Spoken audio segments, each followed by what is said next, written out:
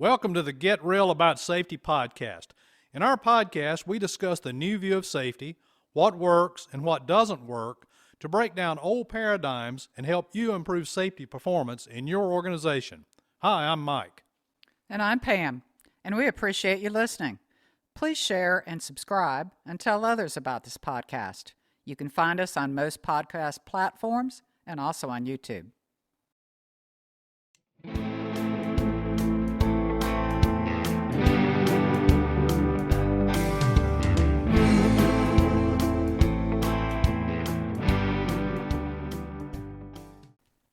You know, you just can't fix stupid.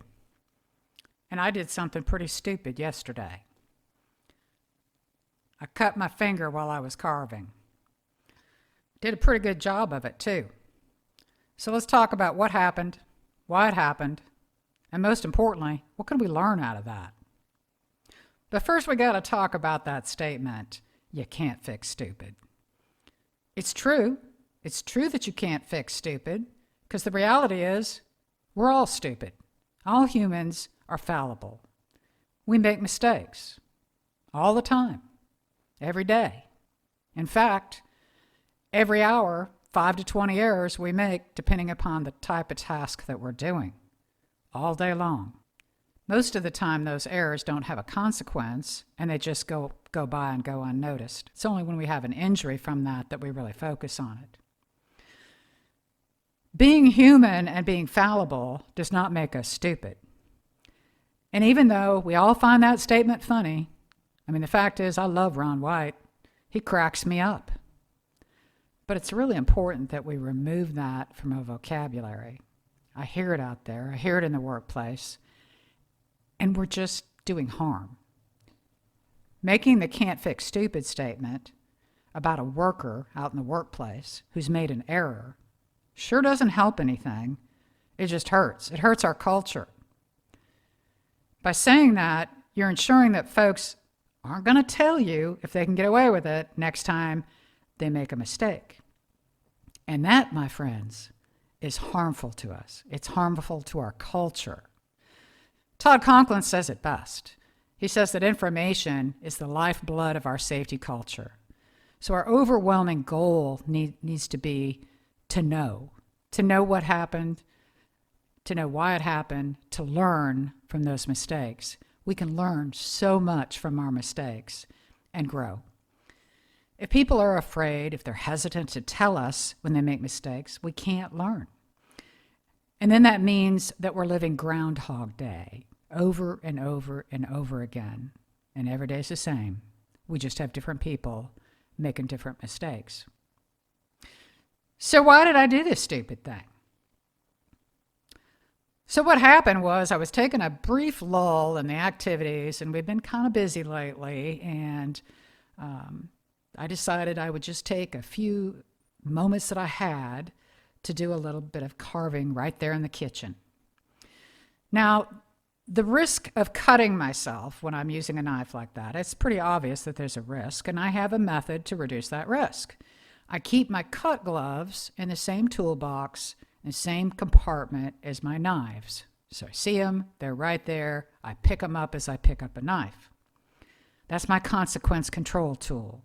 It helps remind me to make sure I pull my gloves out. But I have 2 gloves in the box. But typically I only wear 1. I have 2 because when I'm doing power carving, that gets pretty crazy and I use both gloves. But I'm just an amateur carver. I'm just trying to learn and get better. And most of the folks that I've been learning from, YouTube and tutorials and so forth, only wear 1 glove. They wear their glove on the hand that holds the work. They don't wear a glove on the hand that holds the knife. Some folks wear a thumb guard on the hand that holds the knife, but typically they only wear 1. So that's what I've been doing. But on this day, I removed a glove and I put the glove on my knife hand, not on the hand holding my work. What was I thinking?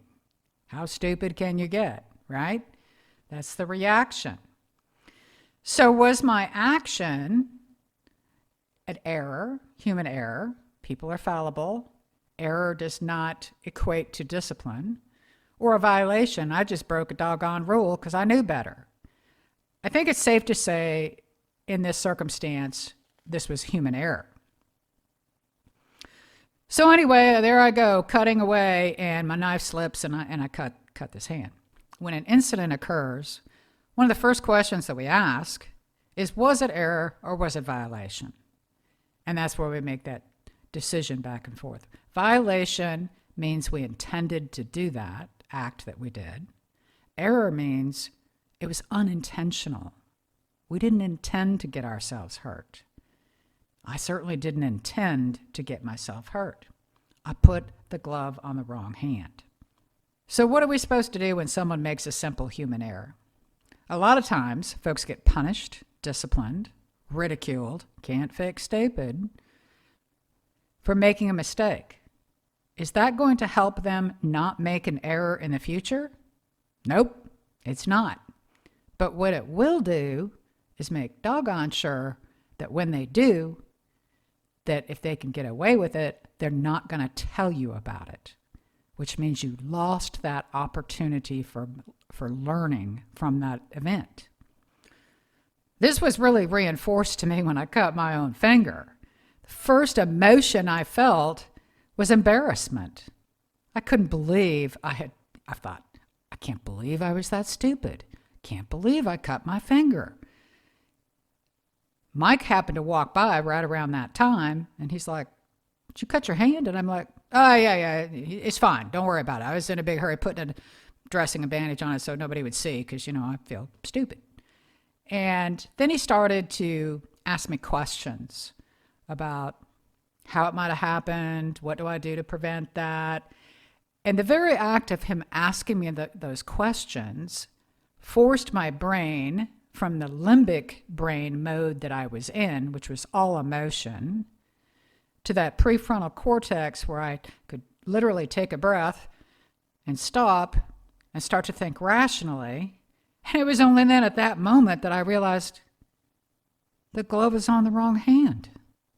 But that struck me that I was embarrassed. Why should I be embarrassed for making simple human error?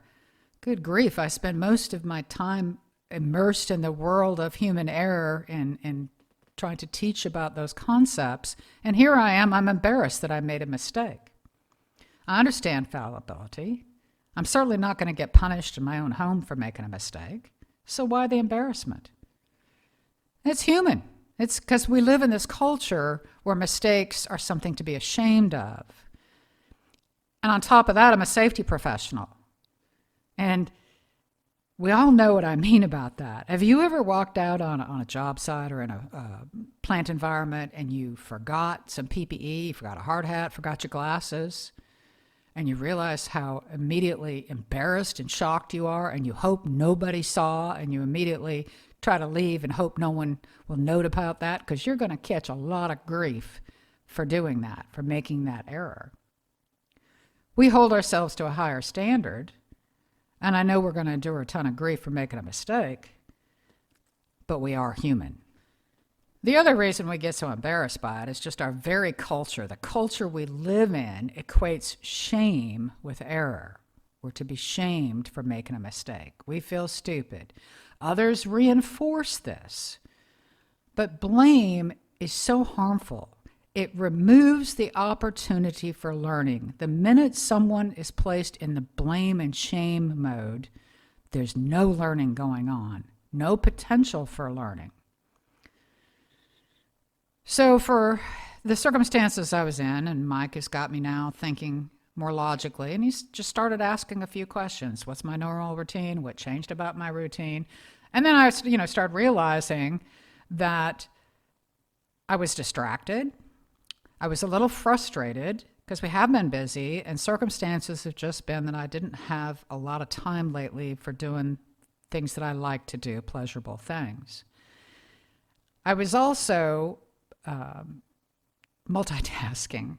Now, Philip just dropped a podcast yesterday, and he talks a little bit over at LeaderThink, and he talks a little bit about multitasking and what a disaster that is. And I'm guilty of it. I was trying to cook dinner. I was looking at the timer, realizing I got this amount of minutes, so let me see if I can hurry up and do this. There I go. I put myself in the production mode, in the hurry mode. I did it to myself. And our workers do that out in the workplace too. It's not all hurrying and rushing doesn't all come externally, although it certainly can from supervisors and the culture and so forth. But it's also an internal thing that we want to be productive and we want to get things done. So when you talk about consequence control tools and the fact that I kept the gloves in the same box with the knives, what I'd also done is dropped the 2 gloves when I'm doing hand carving, deeming one to be sufficient, because the hand that's going to get cut is the hand that's holding the work. I also, I'm just an amateur carver, I'm just trying to learn and get better, and everything I see and learn is most folks do just use the 1 glove. So that's what Philip also talks about a lot over at LeaderThink, is the concept of social proof. What I'm seeing out there is really good carvers wearing 1 glove. And so that was what I had adopted. But because of the fact that I have some self-imposed pressure, I dropped the 1 glove. It's quicker, right? It's quicker to just put 1 glove on than to put 2 gloves on. This happens all the time at work. Shortcuts are normal. Humans are programmed to look for shortcuts, to look for opportunities to accomplish a task quicker and with less work involved. And we talk about shortcuts as this bad thing. The reality is looking for more efficient ways to do the task are actually rewarded and lauded in the work world, and often reinforced when supervisor says, hey Joe, man, you do that task quicker, faster than anyone I've ever had do that. That's awesome. The only difference between a shortcut and a good idea is the outcome. If the outcome's positive and good, it's a good idea. If the shortcut resulted in an event, it's a bad idea, right? So you see where we can get influenced by that. Now, in the work world, let's just say I was out in the work world. Let's assume I was doing this task in the workplace, and I was wearing 1 glove. And the rule was 2. Is it possible that someone could take that shortcut and wear just 1 because they've rationalized in their mind, well, there's no reason to wear 2. I only need 1. This is the hand that's going to get cut. And let's say that they'd been doing that for a considerable period of time and no bad thing happened until the day that it does, until the day that the worker shows up and he's distracted and so forth and so on, and he puts a glove on the wrong hand like I did. So now it's up to us to decide, is that simple human error? Is it a violation? What action? What's the response that should be taken? Let's throw another thing in there. Were they taught to wear both? Does their supervisor reinforce wearing both? Do other workers wear both or not? Back to social proof.